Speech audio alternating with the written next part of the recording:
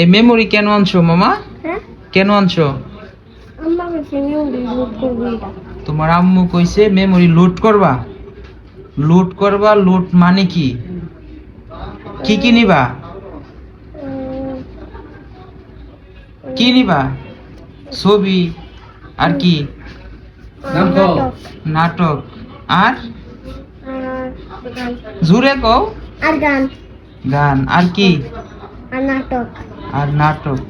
মেমোরিটা কয় জিবি দেখছো? হিন্দে উল্টাও।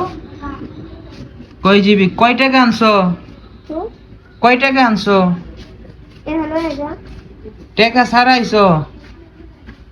হলো এটা কত লাগবো জানো? তাহলে 200 লাগবো।